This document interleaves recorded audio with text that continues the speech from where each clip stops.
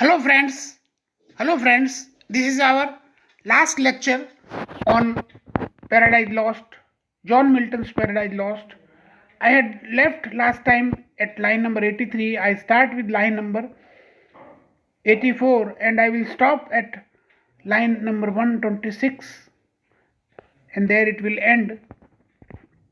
So last time we had seen that Satan had regained his consciousness and he found his comrade, his deputy, Beelzebub.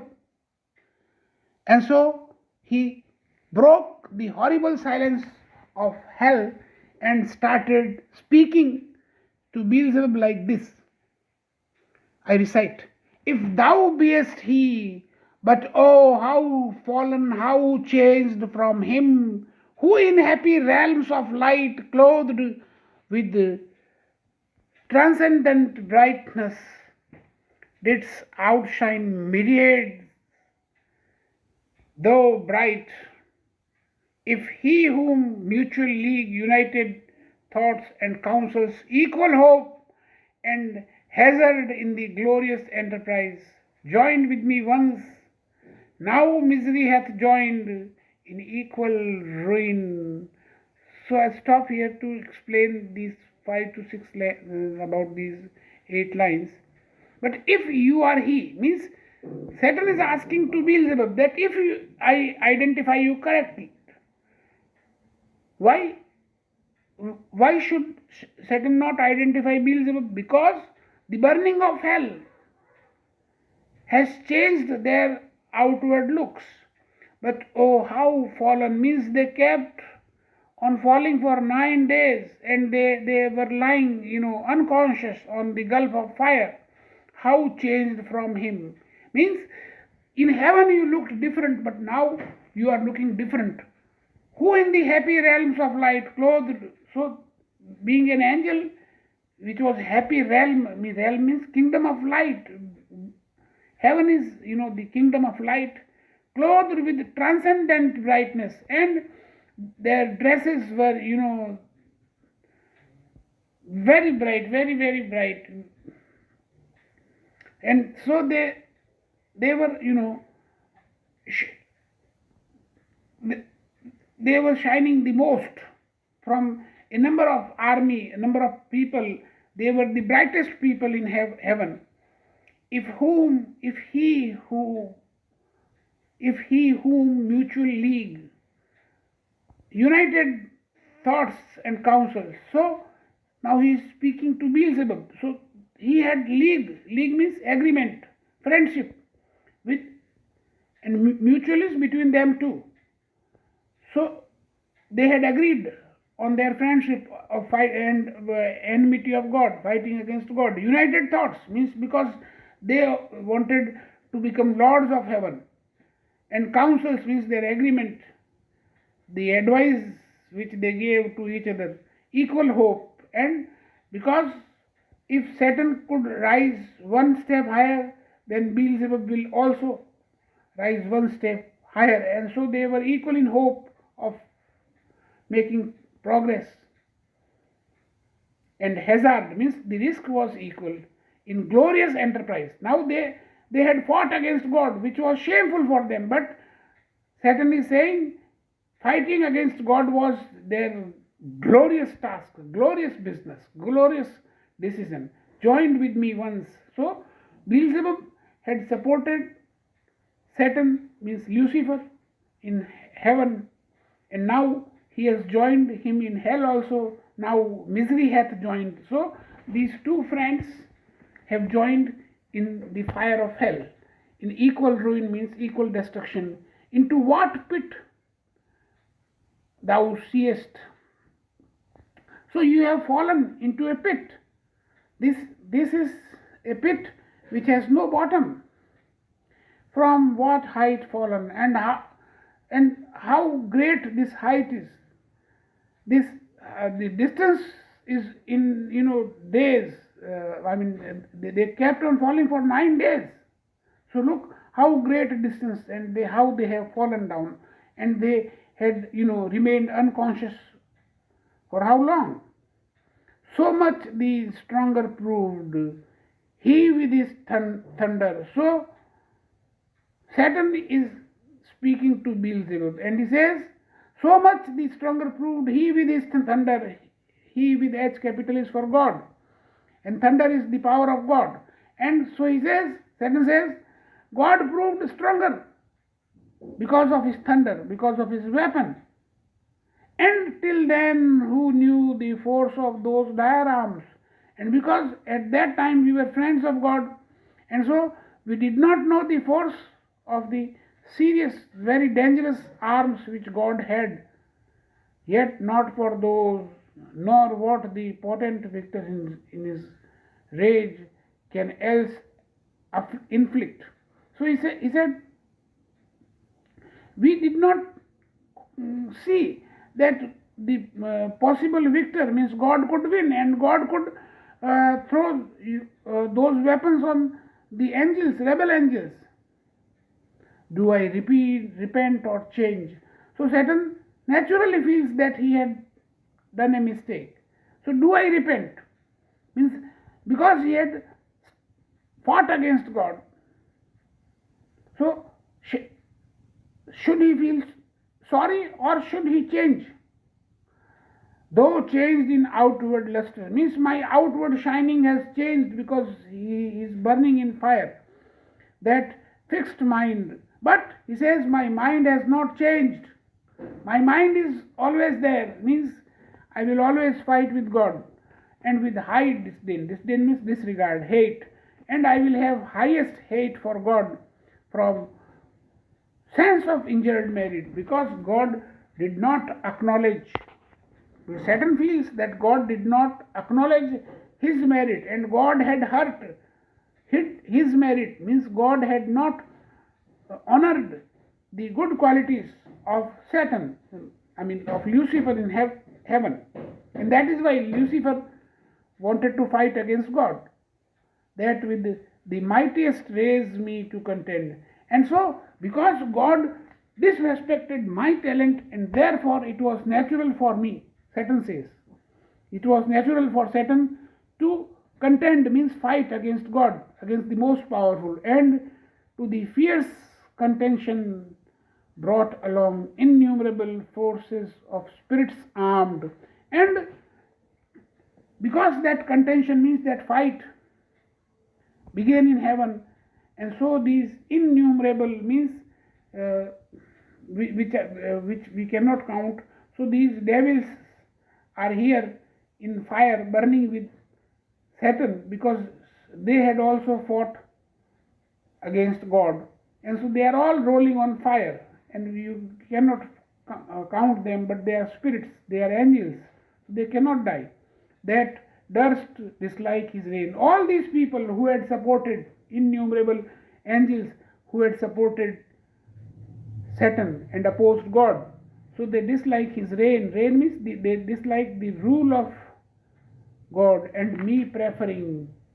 And they preferred Satan to God, and yes, that is correct. That is why they wanted to fight against God. His utmost power with adverse power opposed, in dubious battle on the plains of heaven, and shook his throne. What though the field be lost? So he says, they shook with utmost power.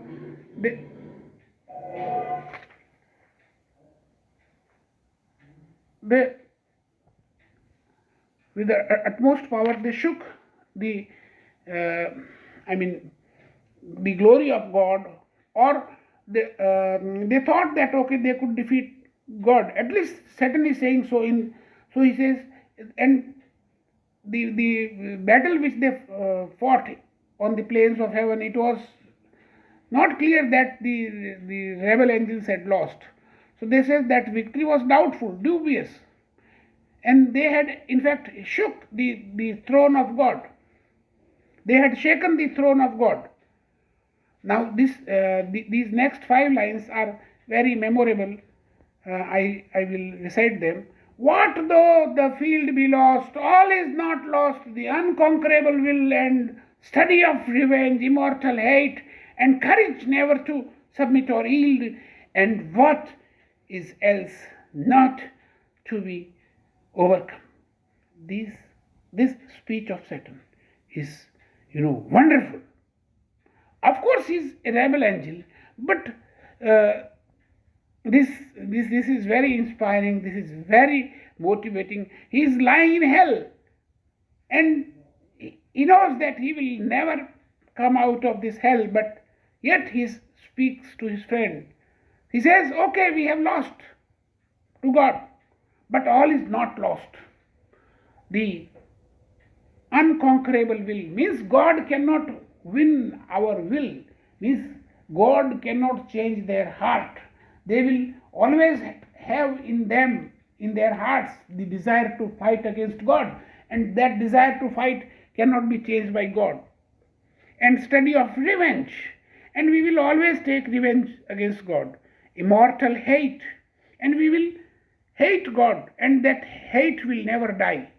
And courage, never to submit or yield. So we may face difficult situations, but we will never say sorry to God. We will never fall prostrate before God. We will never submit to the authority of God, and we will not yield for the glory of God. And what is else not to be overcome. And so we haven't lost anything, because the most important thing is the will, and our will never subdue. Our will never be subdued by God. That glory shall never his wrath or might extort from me. So God cannot be proud. God cannot make Satan or Lucifer bend. Lucifer will never yield. To bow and sue for grace with suppliant me, and deify his power, who from the terror of this arm so late doubted his empire. Now these lines are spoken by Satan.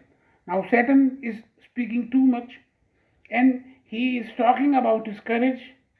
And now he says, to bow means to yield, to bend before God. And sue means request for grace, means kindness from God, with his knees folded on earth. Lying prostrate before God. And deify means worship the God. He would never worship God. He will never yield before God. Although he has been defeated, no problem. Who from the terror of this arm so late. So he had this arm, means this thunder, recently discovered this thunder, and because he did not, God did not have courage to fight these angels. This is what Satan is saying. So that is why God was, afraid of these angels. Satan is saying, okay. And so that were very low indeed. He says, okay, if God is all powerful, almighty, then why did he doubt his throne? Why did he think that the rebel angels could defeat him? That were an ignominy and shame beneath this downfall. So he says, okay, we have fallen down in hell.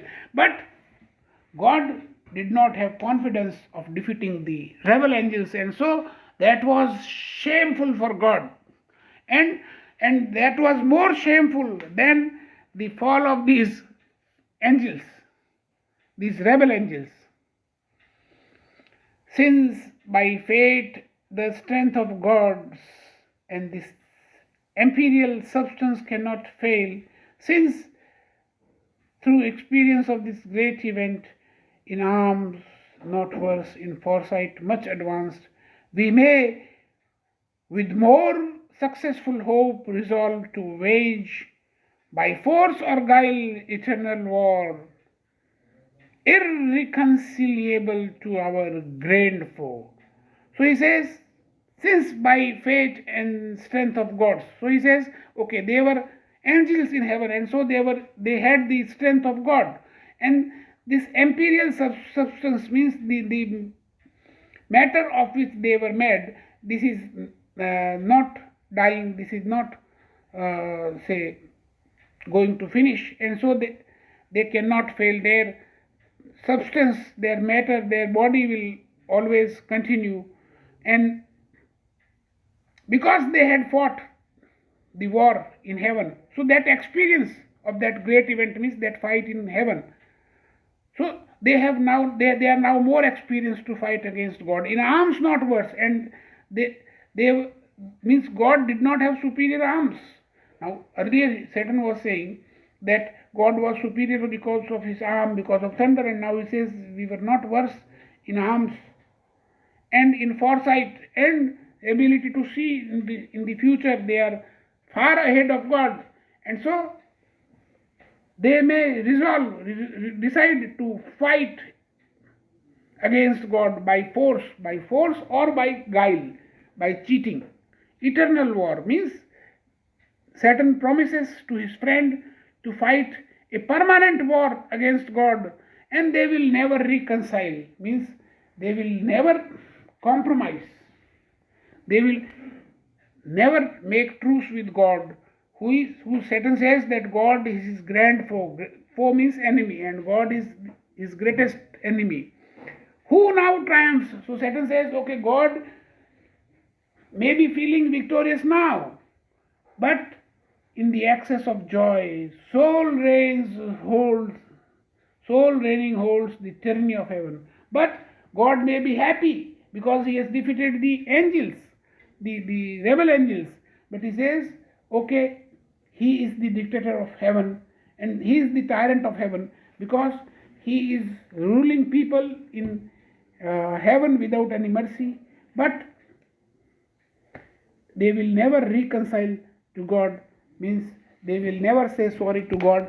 And so friends, this is our explanation of Paradise Lost, book 1, lines from 1 to 126 in 5 lectures, along with the introduction. Thank you friends.